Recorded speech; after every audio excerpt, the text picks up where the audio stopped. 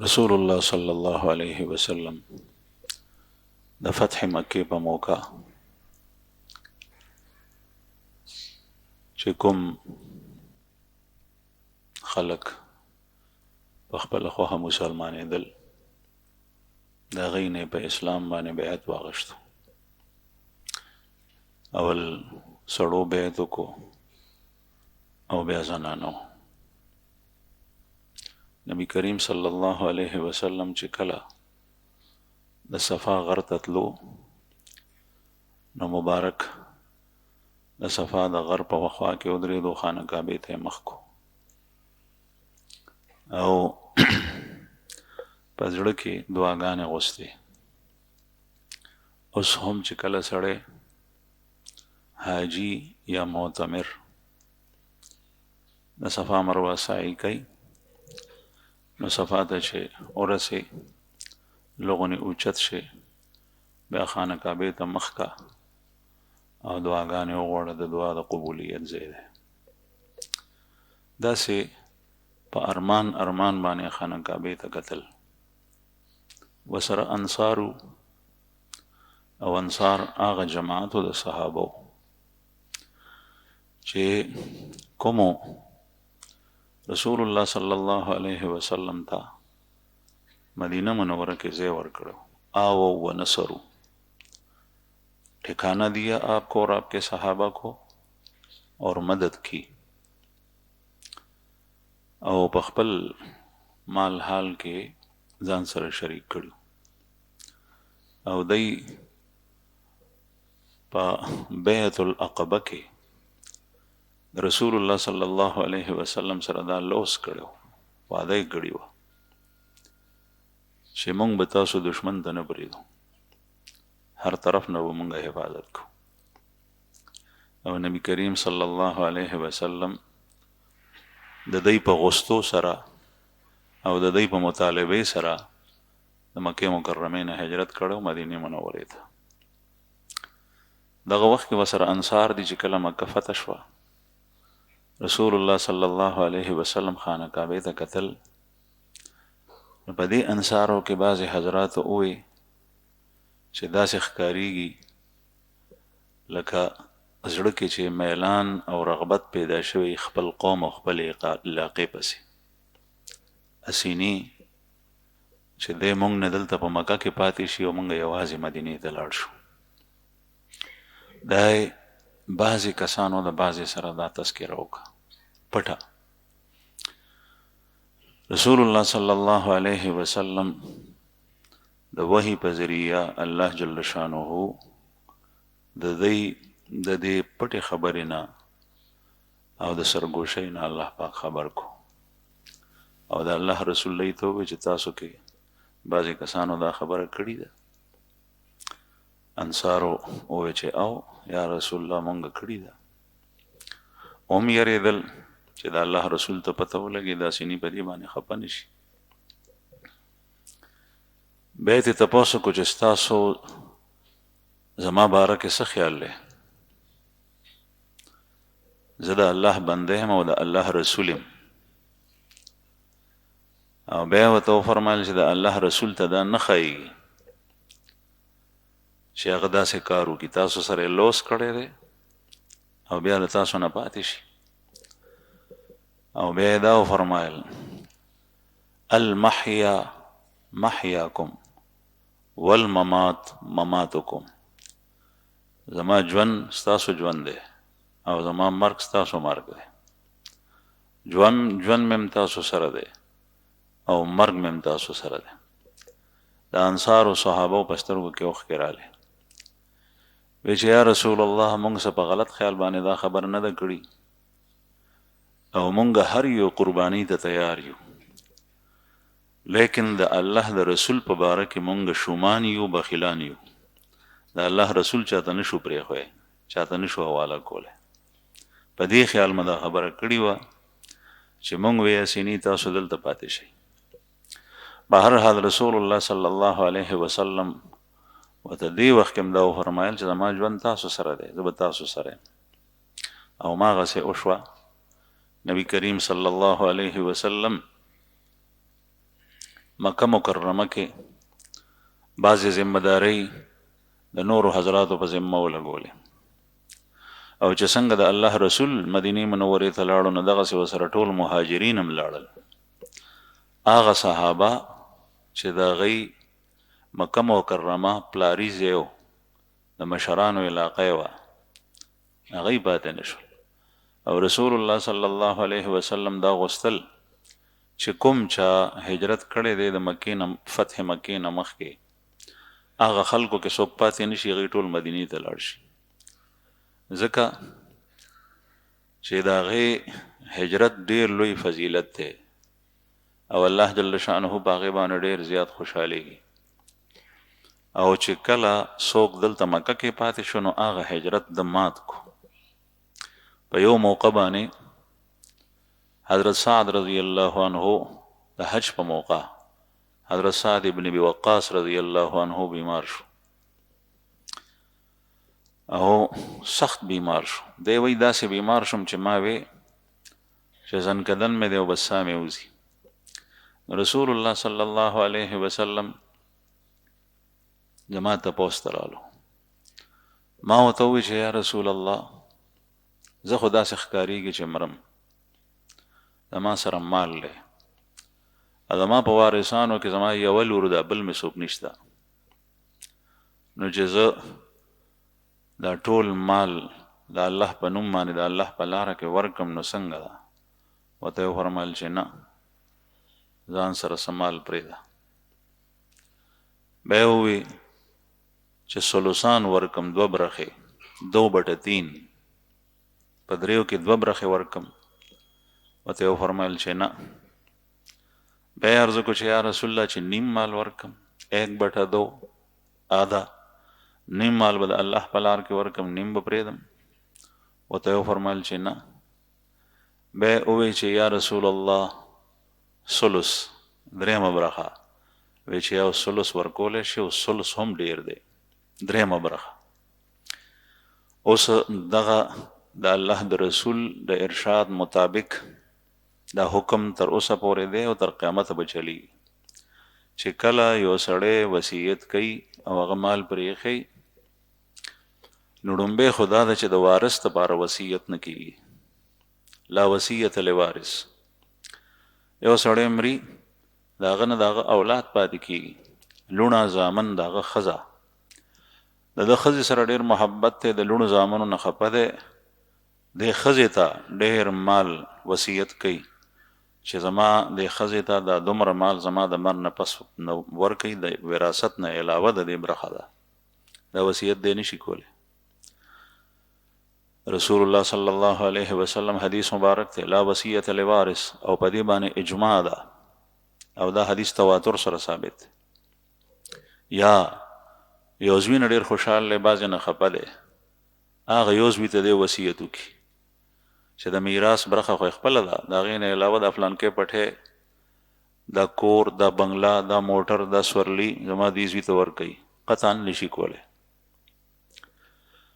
او دغسې یو لور ته ورکول غواړي چې دا لور مې عجزه ده، فقیره ده، زما د مرګ نه پس دومره برخه زما دې لور ته ورکوي، د سره یو 3 لکه روپۍ ورکوي، نوره یې خپله برخه ده، هغه دې فقیره وي، وصیت نشي کولی. که په خپل ژوند باندې څه ورکوي نو هغه ورکولی شي، او په خپل ژوند چې اولاد ته ورکوي هبه، دې ته هدیه او هبه وایي، نو دا بخشش کې به ټول برابر ساتي، نو غاړه به دې خلاصه شي. که ور دې کړل نو احناف وایي چې هغه لور یا زوی دې مالک ګرځي، لیکن ستا غاړه پې درنیږي چې ایس به یې څه دې ورکړل. یو زوی دې داسې دی چې هغه تا سره کاروبار کوي، تا سره په زمینداره کې لاس ښکته کوي، تا سره په دکان کې، تا سره په کارخانه کې، ټول کار یې د سره پورته کړی دی، هغه ستا داسې دی لکه د نوکر په حساب، هغه ته په خپل ژوند کې د تنخوا په حساب سره ورکو، 10,000 20,000 13,000 40,000 50,000. بل زوی دې دا نشي ویلی، ولې؟ ځکه چې هغه د سره کار کوي، دا بل د سره نه کوي. لیکن که چېرې هبه ورکوي نو بیا به ټولو ته یو شان. نعمان ابن بشیر رضی الله عنه رسول الله صلی الله علیه وسلم صحابي دی، هغه وایي زه ماشوم وم، د ده مور چې وه عمره بنت رواحه، هغه ډېره هوښیاره او ډېره چالاکه بیبي وه. نو هغې خاوند ته ویلو چې زما زوی وشي نو ګورې باغ به ورته ورکې په ژوند باندې. نو دی وی نعمان ابن بشیر چې زه تکړه وم دی پیدا شو، دا د بشیر زوی دی، او بشیر چې کوم دی نو دا صحابي و. دی بیبي ورته وویل چې زما زوی پیدا شي، نو نعمان یې زوی پیدا شو، نعمان ابن بشیر، دا پلار او زوی دواړه صحابه دي. نو وی مور مې ورته وویل پلار ته چې ده ته اوس ورکه باغ، او دغسې ورته مه ورکو، دوکه لاړ شه رسول الله صلی الله علیه وسلم څخه او هغه پې باندې ګواه که اسینی سبا بیا څوک وایي چې نه دا د دوی څه نه ده. نو بشیر رضی الله عنه نعمان بچی د ګوتې نه ونیو، رسول الله صلی الله علیه وسلم څخه یې بوتلو، ورته ویل چې یا رسول الله دا مې زوی دی او دته زه فلانکې باغ ورکوم. رسول الله صلی الله علیه وسلم ورته وفرمیل نور زامن دې شته وی؟ او وی هغې ته دې داسې باغونه ورکړي دي یا ورکوې؟ وی نه، وی ده ته هم نشي ورکولی. په ژوند باندې چې هبه کې نو نورو ته هم ورکې، او په مرګ باندې وارث ته وصیت نشي کولی، او وصیت غیر وارث ته کولی شي، غیر وارث. لکه نن سبا زمونږ په علاقه کې ډېر سخت کمی کېږي، کوتاهي کېږي، خطا کېږي. زه درته د هغې باره کې خبره وکړم. یو سړی دی د هغه دوه زامنو مثلا، هغه یو زوی م ورسره کار کولو، بل زوی م ژوند دی تېرولو، پلار یې لا ژوندی دی. اوس هم پلار ژوندی دی چې په هغې دوو زامنو کې یو زوی وفات شو، د هغه پاتې شول بچي چې هغه د دې سړي نوسي کېږي. اوس د ده زوی مړ شوی دی مخکې نه، د پلار نه مخکې چې زوی لاړ شي نو بیا د پلار په مال کې هغه ته نه رسېږي څه. بعضې خلک دا غلطي م کوي، تپوس کول پکار دي د علماو نه چې د د پلار په مال کې څه کېږي که نه. چې د پلار نه مخکې مړي نو د میراث تعلق د سړي د مرګ نه پس د مالک سره حق د میراث متصل شي، تر څو چې دی ژوندی دی میراث یې نشته. بعضې خلک په ژوند باندې د پلار نه میراث غواړي. داسې ځناور مې ولیدل دلته کې ډېر زیات راځي چې زمونږ دا پلار چې کوم دی نو زه ته نه خپله حصه غواړم، هلکه ستا حصه دا پلار سره ده کله څو پورې چې ستا پلار ژوندی دی هغې پورې ستا د یو سورۍ پیسه ورسره انسان رسي، د هغه مال دی. که هغه ټول په چا باندې خرڅوي جایداد خرڅولی شي، په جومات یې لګولی شي. کله چې هغه مړ شو اوس د هغه مال د هغه میراث وګرځېدو، د هغه د مرګ سره متصل د هغه د وارثانو شو. نو دې ځای کې بیا غلطي کېږي چې زوی مړ شوی دی، هغه ورسره کار کړی و، د هغه بچي و، دا یو زوی ژوندی دی چې پلار یې مړ شو نو دا ټول مال یې دا زوی واخلي، هغه نوسو ته هېڅ پاتې نه شي. وجه دا ده چې د نوسو یې رسي نه، الاقرب فالاقرب، لومبی نږدې زوی دی هغه یې وارث دی، نوسو ته یې نه پاتې کېږي. دې نیکه ته پکار دی چې دی په خپل ژوند باندې وصیت وکړي دې نوسو ته چې زما مال لکونه روپۍ دي، کاروبار دی، هغه زوی دغسې تللی دی، د هغه بچي پاتې دي یتیمانان، دی هغوی ته په خپل مال کې یا ځمکه یا مارکیټ کې دکان یا میلونه دي فیکټرۍ یا بل یو شی یا نغدې هغه د ماشومانو ته پرېږدي چې زما د مرګ نه پس زما دې نوسو ته دومره ورکوي. دې نوسي ته دا وصیت جایز دی ځکه چې نوسی دغه وخت کې وارث نه دی، برخه یې نشته، زامن شته د ده برخه نشته. بهر حال حضرت سعد ابن ابي وقاص رضی الله عنه رسول الله صلی الله علیه وسلم ته چې عرض وکړو چې یا رسول الله یو لور مې د نور مې څوک شته دی نه؟ ورته یې وفرمایل چې الثلث والثلث کثیر او قال کبیر او کما قال علیه الصلاة والسلام، ثلث 1/3 1/3 دام ډېره ده چې ته د الله په نوم باندې ورکړې، باقي دي خپلو عزیزانو ته پرېږده. دی بیا د هغې نه پس ښه شو، بیا ورته وفرمایل چې کیدی شي الله جل شانه تا ژوندی پاتې کړي، تا ته خدای عمر درکړي، او ستا د وجې نه بعضې خلکو ته فایده ورسیږي او ستا د وجې نه بعضې خلکو ته نقصان ورسیږي، او دا فایده یې چې یاده کړه نو دا مسلمانان یاد کړل، او دا نقصان چې ورسیږي نو دا کافر یاد کړل. او دغه حضرت سعد ابن ابي وقاص رضی الله عنه د رسول الله صلی الله علیه وسلم په حیات مبارکه کې هم ژوندی و، او د ابوبکر صدیق صاحب په حیات او دور خلافت کې هم ژوند دی او د حضرت عمر صاحب په دور خلافت کې د په وجه باندې د کسرا او د فارس چې څومره غټ حکومتونه دي دا جنگ او دا علاقې ټولې حضرت سعد ابن ابي وقاص فتح کړي او الله پاک بیا زامن هم ورکل. چنانچه په صحیح بخاری کې د دوی یو زوی دی عامر ابن سعد ابن ابي وقاص، هغه اکثر روایت د خپل پلار حضرت سعد ابن ابي وقاص نه کوي. نو رستو الله پاک اولادم بیا ورکو ډېر او د رسول الله صلی الله علیه وسلم هغه ترجی او امید سره کړی اظهار د په حق کې قبول شو چې د الله ژوند ورکو. دی بیا واپس لاړو. صحابه په دې خپه کېدل چې موږ مکې ته راشو چې مکه کې زموږ مرګ راشي، ځکه چې هجرت مات شو. سعد ابن خوله رضی الله عنه یو صحابي دی، هغه مکه کې پاتې شوی او دلته وفات شوی. رسول الله صلی الله علیه وسلم به د هغه دپاره ډېر خفه و ځکه چې هجرت یې پوره نه شو. به هر حال نبی کریم صلی الله علیه وسلم انصارو ته وفرمایل چې زما مرګ تاسو سره دی، ژوند مې تاسو سره دی، زه به تاسو سره واپس. انصار صحابه په دې باندې ډېر خوشحال شو. نبی کریم صلی الله علیه وسلم په دې موقع باندې چې کله د عام معافی اعلان په مکه کې وکړو، عام معافی مشرکینو ته، ابو سفیان کور ته چې څوک لاړو هغه معاف دی، او چې چا د خپل کور ورځان پسې بند کو هغه معاف دی، چې چا وسله وغورځول هغه معاف دی، چې څوک حرم ته رالو خانه کعبې سره پناه واغېسته هغه معاف دی. یو څو کسان داسې وو چې د هغوی په باره کې نبی کریم صلی الله علیه وسلم وفرمایل چې دا خلک معاف نه دی او د دوی وینه خون مفت هدر دی، چې چا د دوی وینه توی که په هغه هېڅ تاوان نشته. دا تقریبا 15 افرادو، په دې کې څه سړي او څه ښځې.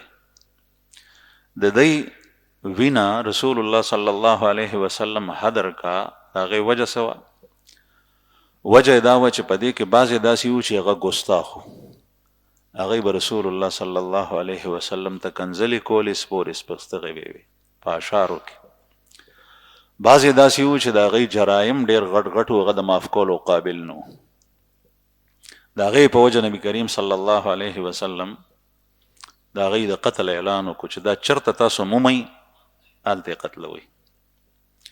په هغې کې یو عبدالله ابن ابي سرح، عبدالله ابن سعد ابن ابي سرح داو دی مسلمان شو او اسلام چې راوړو د فتح مکې نه مخکې بیا رسول الله صلی الله علیه وسلم دومره نږدې ځان څخه ځای ورکړو چې دی به کاتبین وحی کې شمار شو، یعنی کومو صحابو چې وحی لیکله هغه کسانو کې دیمو.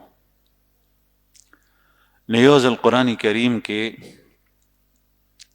څه آیات نازل شو رسول الله صلی الله علیه وسلم باندې، دته وی چې دا لیکه فخلقنا العلقة مضغة فخلقنا المضغة عظاما فكسونا العظام لحما ثم انشأناه خلقا آخر.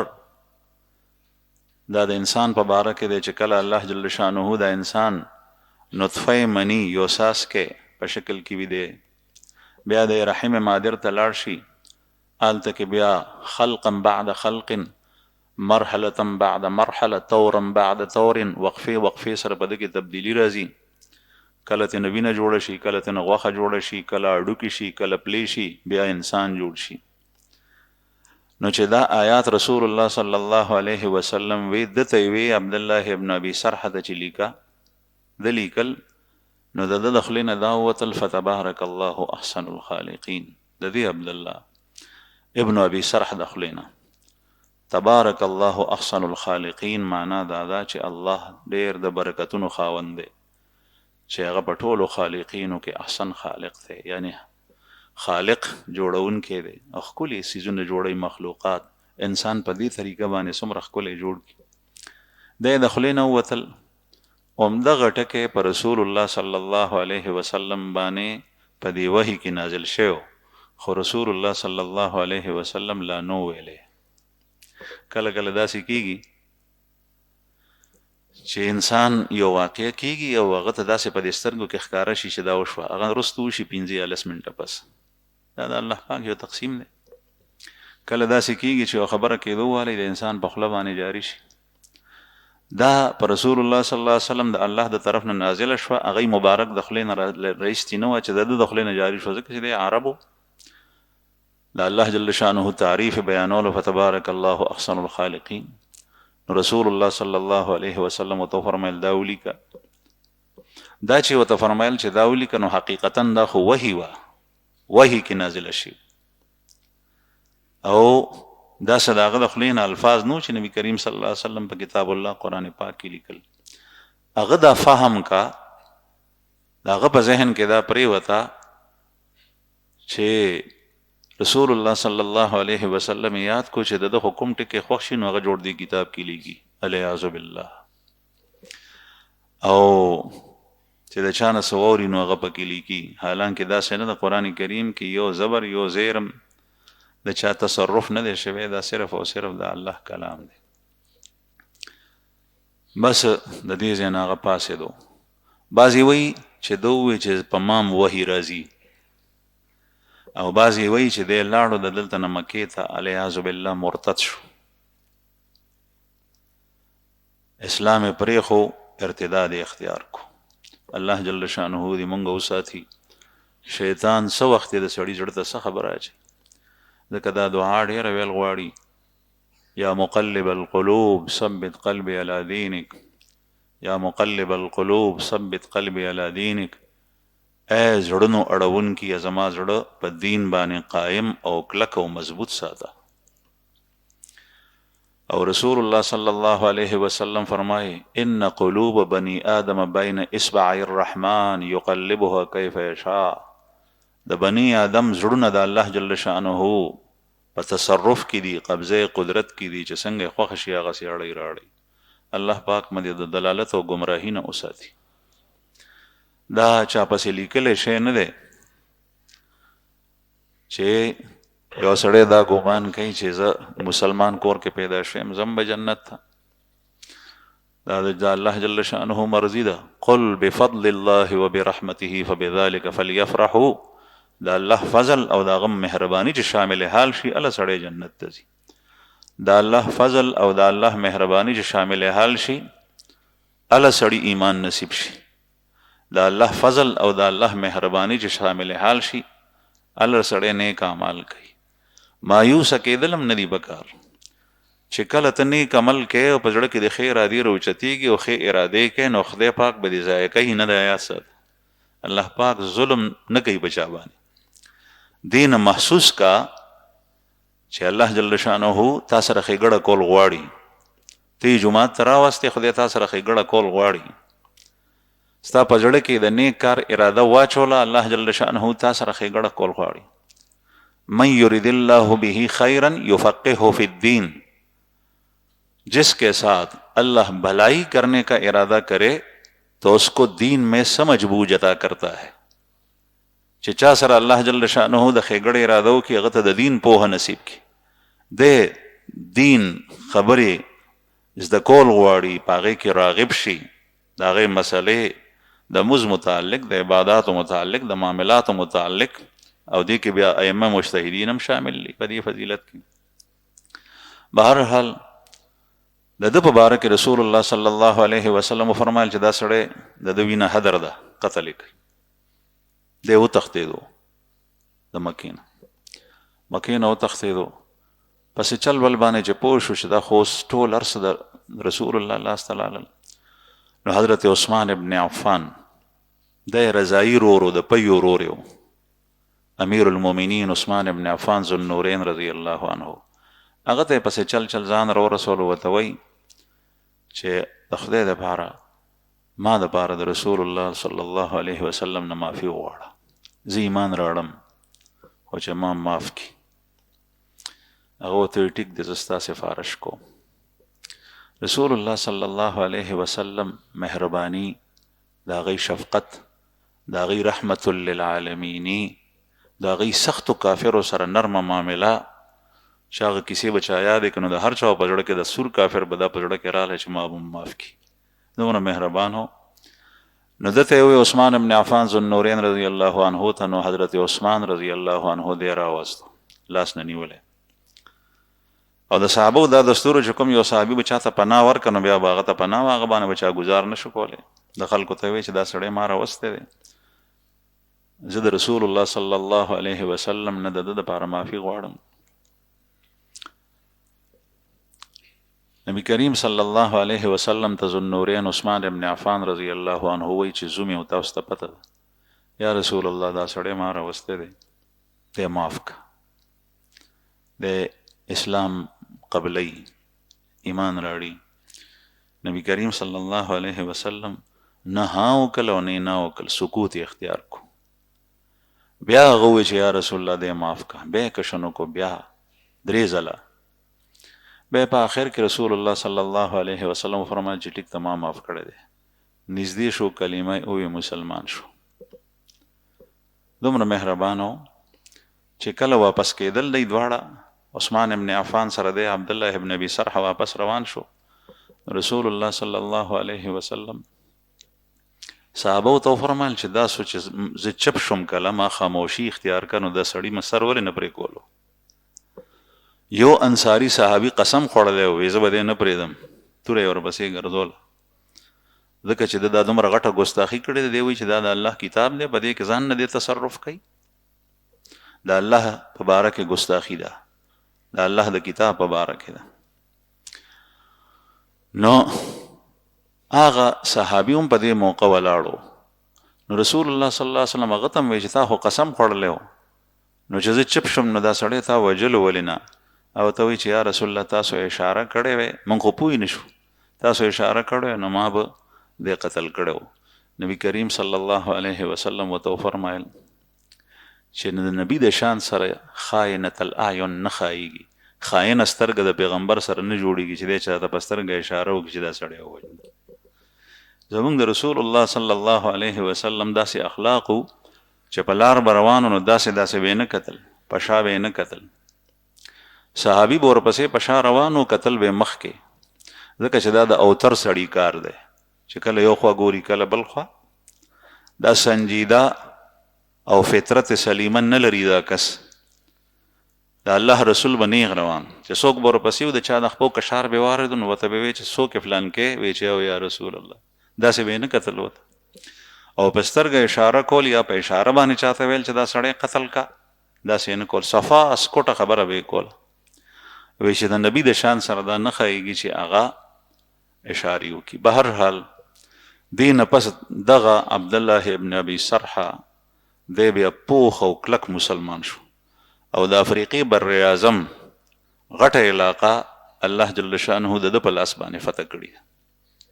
الله چې چانه کار اخلي هغه ډېر مهربانه دی، ډېر مهربانه دی. د الله سره څومره دشمني سړی وکړي بیا چې څوک معاف کوي په معاف کولو راشي نو بیا معاف کړي. او د ده ناشنا واقع د مرګ یو ځلې دعا وکړه چې یا الله د ما مرګ د سحر په وخت کې راولي. نو د سحر په ټیم کې بیا چې سبا شو شپه تېره شوه، دعا یې کړې وه، مونځ یې کولو، امامت یې کولو، خلک ورپسې ولاړو. مونځ ختم شو، یو طرف ته سلام وجر باسلو السلام علیکم ورحمت الله، چې بل طرف ته سلام ګرځولو نو بس پرېوتو، وفات شو په عسقلان نومې ځای کې چې په شام کې دی. الله جل شانه ته بیا کار واغشتو. به هر حال د ده په باره کې رسول الله صلی الله علیه وسلم اعلان کړی چې وینې هدر ده، خو الله چې څوک بچ کوي. یو بل کسو عبدالله ابن خطل، نبی کریم صلی الله علیه وسلم د ده په باره کې اعلان کړی چې دا سړی ووژنئ، قتل یې کوي. او د ده واقع دا ده چې د ګستاخي کړي وه د نبی کریم صلی الله علیه وسلم په شان کې، د اسلام په شان کې، د مسلمانانو په شان کې. هغه ګستاخي دا وه چې دی مسلمان شوی و، د اسلام نه پس نبی کریم صلی الله علیه وسلم ده ته ووایي چې فلانکي ځای ته لاړ شه او د هغه ځای خلکو زکات وصول که. زکات به هغه زمانه کې وصولېدو او بیا به بیت المال ته راتلو، بیت المال نه په فقراو په مستحقینو باندې تقسیمېدو. عبدالله ابن خطل رسول الله صلی الله علیه وسلم واستولو، وسره یو غلام خادم واستولو خدمت ته باره، دی به ستا خدمت کوي. دی په سفر باندې روانو، دی په لاره کې هغه خادم ته وایي چې ته ما ته پخلی وکړه او زه لغونې آرام کوم سترګې پټوم. هغه خادم ته وی هغه ورته وی ښه. دی چې پرېوته اوده شو، هغه خادم ته خوب ورتلو، هم ستړی و، هغه هم اوده شو. دی چې د خوب نه پاڅېد ویې کتل نو هغه اوده دی او هېڅ شی نه دی تیار کړی، نه اور بلیږي نه کټوۍ شته، هېڅ شی نشته. دی غصه شو، په قهر شو، توره ورسره وه، هغې خادم نه سر پرې کړو. هغه صحابي و د رسول الله صلی الله علیه وسلم چې څنګه یې قتل کو، جوړ ده ووایي چې دا خو ما غټ جرم وکړو. قرآن کریم کې د ده په باره کې آیات نازل شي په ځای د دې چې ده رجوع کړی وی، توبه ایستی وی، رسول الله صلی الله علیه وسلم ته راغلی وی چې یا رسول الله زما نه دا جرم شوی دی، زه د خپل جرم اعتراف او اقرار کوم او ما سره چې څه کې هغه راسره وکړه، د الله پاک نه ما دپاره معافي وغواړه. دا کول پکارو. غصه چې شي انسان نو غصه کېږي انسان هر یو، دا د انسان د بدن جز دی غصه، لیکن په غصه باندې عمل کول دا د انسان اختیاري شی دی. سړی غصه شو، دنه جذبات او احساسات را پورته شي لکه څنګه چې اور بلی، لیکن د خوله په کنټرول کې ده. په خوله باندې د کلمه د کفر وایي، په دې دی نیولی کېږي. غصه شوې کفریه کلمه دی ویلې، غصه شو ښځې ته طلاق ورکو، په دې نیولی کېږي چې هوش برابر وي. غصه شو چاته کنځل وکړه، په دې کنځل نیولی کېږي. غصه شو خو د هغې نه پسې تماچه او ټوپک را واخېستل، یا ځان وویشته یا بل کس، په دې نیولی کېږي. دنه غصه وي. غصه خو کله داسې کارونه کوي چې هغه ډېر عظیم الشان کارونه وي. په میدان جنگ کې چې سړی د کافر سره جنګي و، کافر وجني، خو غصه یې شي نو ځکه جنګي. او د اسلام په نوم باندې د غصې بړاس ایستل دا غیرت دی، دا جوامردي ده، دا چې شجاعت دی، دا بهادري ده، دا زړورتیا ده. خالد ابن ولید رضی الله عنه، حضرت علی کرم الله وجهه، صحابه کرام غټ غټ کافر وجلی. دا غصه وه، انتقام د دین د خاطره، د الله د رسول د خاطره، د الله جل شانه د خاطره په میدان د جهاد کې به غصه شل، بیا به سړی نه شو پاتې کېدی. دا غصه ده چې سړي کې غیرت پیدا شي او پردی سړی کور ته نه پرېږدي. ها تا زما د کور دروازه خلاصه کړه او تا هغې کې دننه وکتل. د غیرت د وجې نه سړی کور ته څوک نه پرېږدي. د ده ښځه چې چا سره خبرې وکړي، چا سره بهر ووته، غیرت دی، پرېږدي یې نه. نو دا د غصې نه پیدا کېږي، لیکن د غصې غلط استعمال نه الله جل جلاله منع فرمایي. دې نه یو دا خطا وشوه. دویم د هغې نه پس چې کوم دی نو غصه کېدل جایز و. خطا تې دا وشوه چې د سړی ووژلو. دویمه خطا تې دا وشوه چې د مدینې ته تللی وی، د الله رسول الله جل شانو د ده په باره کې د معافۍ آیات نازل کړی وی، داسې یې ونه کړل. دی لاړو مکې ته. مکې ته لاړو نو د کافرو سره ملګری شو او بیا یې دوه ډمې مغنیې، دوه ډمې هغه پیدا کړې وې، وینځې وې، هغه به یې ګډولې. او چې چېرته به د کافرو د شراب او کبابو مجلس و، په هغې کې به د ده دا ډمې ګډېدې او دی به یې مشر و، او بیا به یې د رسول الله صلی الله علیه وسلم ته کنځلې او سپکې او بدې ردې وې. اسلام پسې، د الله رسول پسې او د الله جل شانه په شان کې دا به وي. د رسول الله صلی الله علیه وسلم د ده د خبرو نه خبرېدو نو امر یې کړو چې دی او د ده هغه دوه ډمې چې دي چې دا د نه پاتې نه شي. دی قتل شوی دی بیا، او په هغه دوه ډمو کې وینځو کې یو وینځم قتل شوي ده، هغه یو تښتېدلي وه، بیا هغې معافي غوسته او صحابه کرامو سفارش کړی دی، هغې په قسمت کې وه، هغه مسلمانه شوه، او په دې دوو کې یو چې کوم دی نو هغه قتل شو. دغه ابن خطل چې کله رسول الله صلی الله علیه وسلم مکې ته رادننه شو نو د ده دشمني دومره سخته شوې وه، دومره سخته شوې وه چې ده ځان ته سورلي تیاره کړې وه، په هغې باندې وسله وه، هر قسم وسله یې پېښې وه، او وی چې محمد صلی الله علیه وسلم مکې ته د فتح په شکل کې هرگز نشي رادننه کېدی، زه به ورسره جنګېږم. خو چې څنګه نبی کریم صلی الله علیه وسلم د مکې حدودو ته رادننه شو، په ده باندې رو پرېوتو. اس هم پرېښو وسله هم پرېښوه او د خانه کعبې ته رالو. د خانه کعبې د غلاف د لاندې ننوتو پټ شو او عاجزي و زاري خدای ته کوله چې زه بچ شم. دا عاجزي و زاري د اسلام دپاره نه وه چې مسلمان شوی دا دې دپاره وه چې زه قتل نشم. رسول الله صلی الله علیه وسلم دغه وخت کې حجون کې و، یعنی د خانه کعبې بالایي حصہ چې کوم باب السلام او باب الفتح طرف ته ده، هلته کې و مبارک چا ورته ووایي چې یا رسول الله هذا ابن خطل متعلق باستار الكعبه، دا ابن خطل له او د خانه کعبې غلاف یې نیولی دی هغې سره ځوړند دی. ورته یې وفرمایل اقتلوه ویې وژنئ. د مقام ابراهیم او د حجر اسود ترمنځ د وینه توی شوي ده. رسول الله صلی الله علیه وسلم په بل ورځ خطبه ورکړي و، هغه به راشي انشاءالله، چې خانه کعبه کله نه چې دنیا آباده ده او خانه کعبه جوړه شوې ده، نو د هغه وخت نه تر اوسه پورې او تر قیامته پورې دا کور محترم دی، دلته به د چا وینه نه تویوي. صرف او صرف ما دپاره الله جل شانه حلاله کړي وه لږ ساعت دپاره، او دا بیا هم هغه شان محترم ده. او دې لږ ساعت نه مراد دغه و چې دا کومه وینه توی شي وه د دې اجازت. نو نبی کریم صلی الله علیه وسلم د ده په باره کې دا فرمایلي و د ده وینه هدر شو. دریم کس چې نبی کریم صلی الله علیه وسلم د هغه په باره کې اعلان کړی و چې د ده سړي وینه هم هدر ده، د ابو جهل زوی و اکرمه. دی بیا وروسته مسلمان شو. دغه اکرمه د پلار په شان د دین اسلام دشمنو، د پیغمبر اسلام دشمنو، د مسلمانانو دشمنو، ځکه چې پلار ابو جهل له او دی همدغه دی د فتح مکې دوران کې چې کله خالد بن ولید تاسو ته مخکې تېره شو او د کودا د اړخ نه راننوتو، نو هغې ته رسول الله صلی الله علیه وسلم فرمایلي چې جنګ مه کوئ، لیکن دا اکرمه بعضې کسان تیار کړي او دیم پکې و چې جنگ به کوو.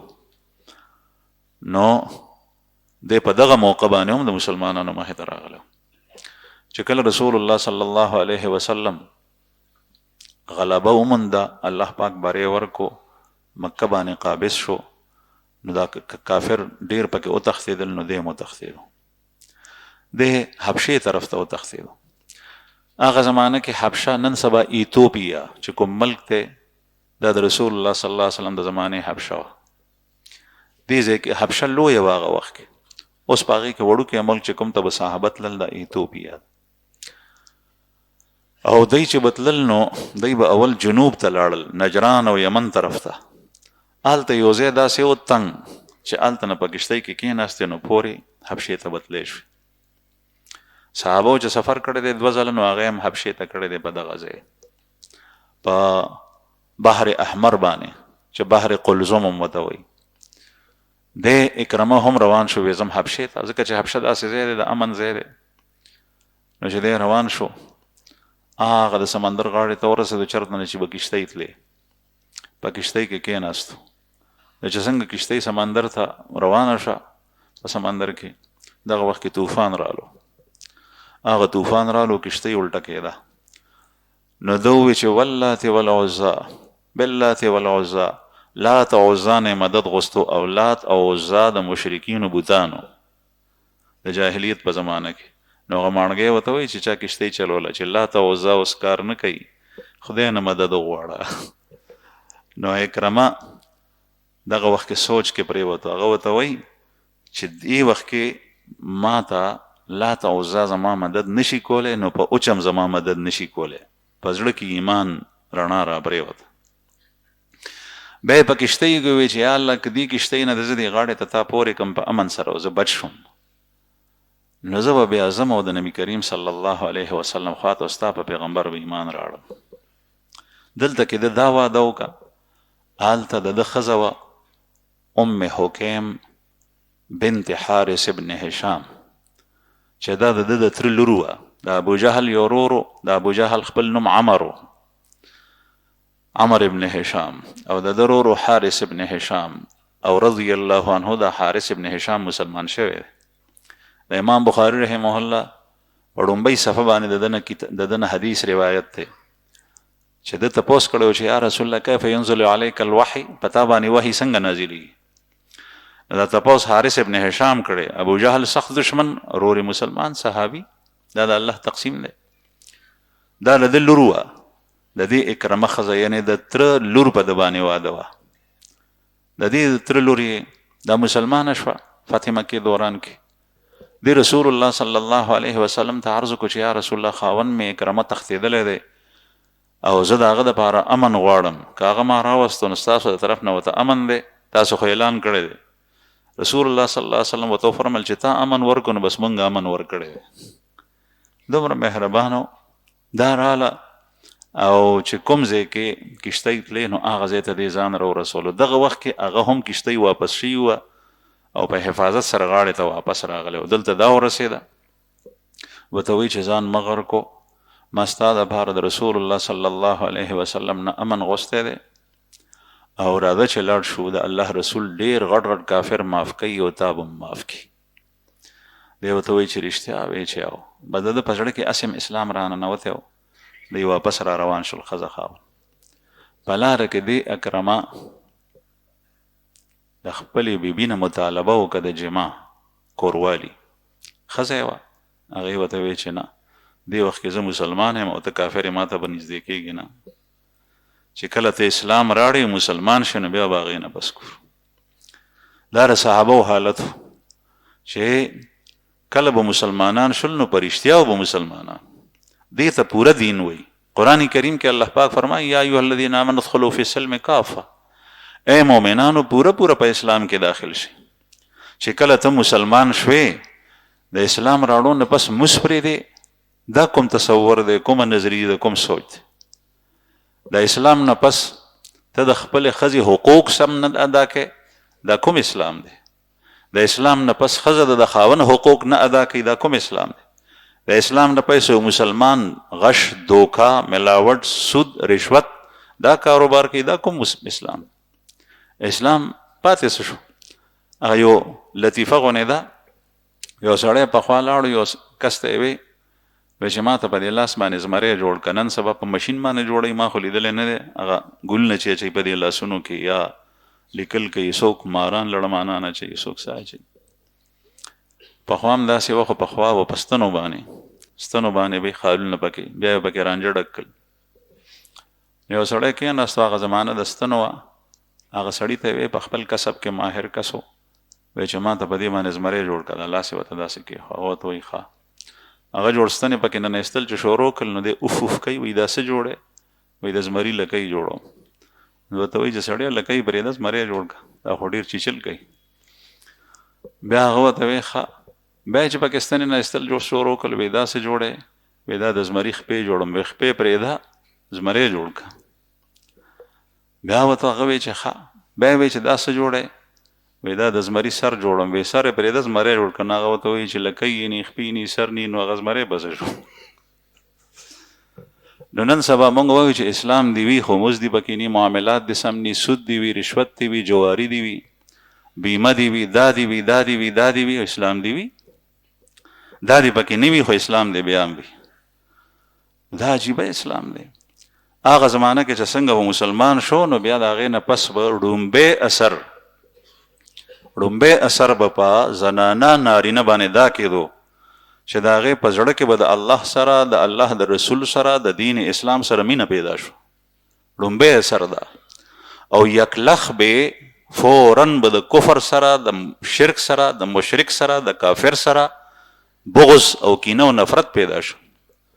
اوس اسلام هم وي او د کافر سره مینه هم وي، اسلام هم وي او د یهودي سره محبت هم دی، د عیسایانو سره محبت هم دی، اسلام هم دی او د هغوی لباس او د هغوی پوشاک او د هغوی هر یو څیز خوښ هم دی. عجیبه اسلام دی. تر دې چې کومه مدرسه پرون زه یو ځای کې د مدرسې افتتاح ته لاړم، یو کالونۍ هلته جومات سره مدرسه جوړوله. ملا صاحب کالونۍ کې ورته خلکو د مدرسې اجازت ورنکو، وایي چې نه مدرسه مه جوړو. هغې غریب کسان نور نران مسلمانان ورسره شول، له کالونۍ نه بهر یې ځای واخیستو متصل، هلته مدرسه جوړه. په دې کالونۍ کې ما سوچ وکړو، ځان ته مې سوچ کولو، که سکول چا ویلی وی نو فوراً به وایي چې بلکل ټیک ده. سکول جوړو، کالج جوړو، د جنکو د خزو کالج جوړو، سرتور سری بربند سری دیزی خیر دی، او چې نه جوړو نه مدرسې ته نه یو تیار. دا اسلام دی.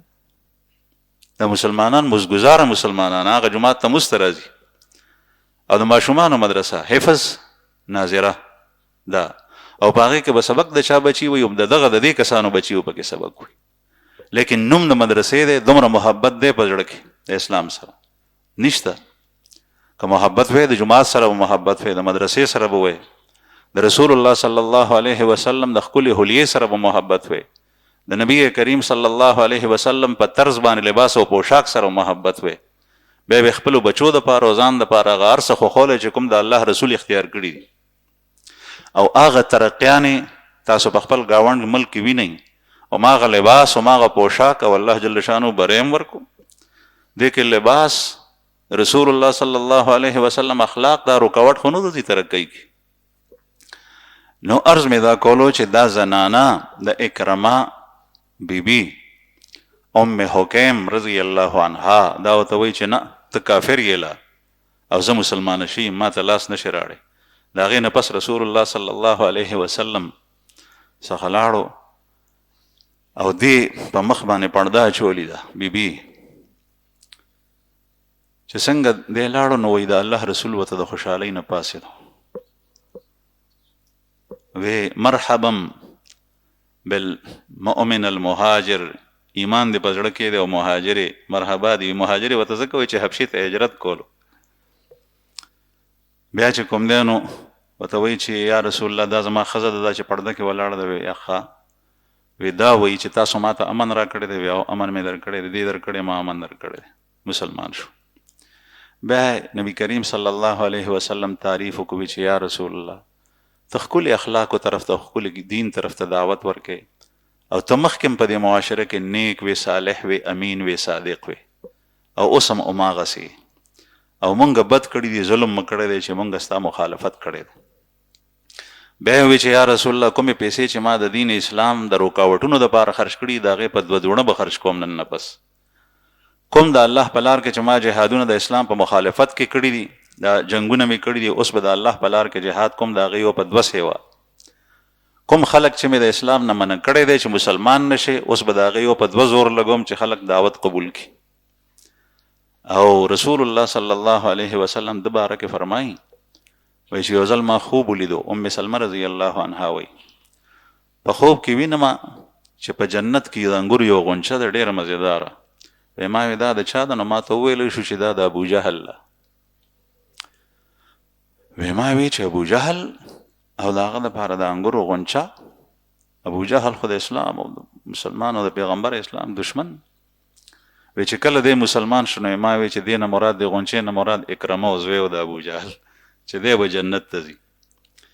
نو د ده په ایمان راړو رسول الله صلی الله علیه وسلم ډېر خوشحال شو. او چې کله مکې ته صحابه راننوتل او تاسو ته مخکې 2 جمعې مخکې تیر شول چې حضرت خالد ابن ولید رضی الله عنه ته بعضې نوجوانان د کافرو مخې ته راغلي و، جنګ جوړ شوی، نو په هغې کې دی مو د ده له لاسه یو مسلمان شهید شو. 2 کسان مسلمانان شهیدان شوي. رسول الله صلی الله علیه وسلم ته هغه مسلمان لاش راوړی شو. نو پیغمبر علیه الصلاة والسلام هغه مسلمان لاش هم مخې ته پروت و، د صحابي و مسکې هم کېدو. نو صحابه ورز وکړو چې یا رسول الله تاسو د شونډو نه او د خولې مبارکې نه او د مخ نه د مسکا آثار معلومیږي، دا ولې دا موقع خو د خفګان ده. نبی کریم صلی الله علیه وسلم ورته وفرمایل چې خاندم په دې چې دا مقتول هم په جنت کې دی او دې چې چا قتل کړی دی هغه هم په جنت کې دی. هغه اکرمه وجلی او اکرمه مسلمان شو. الله جل شانه د هغه فیصلې د جنت کړی. الله جل شانه دې موږ د بخښو خبرو د عمل توفیق راکړي. واخر دعوانا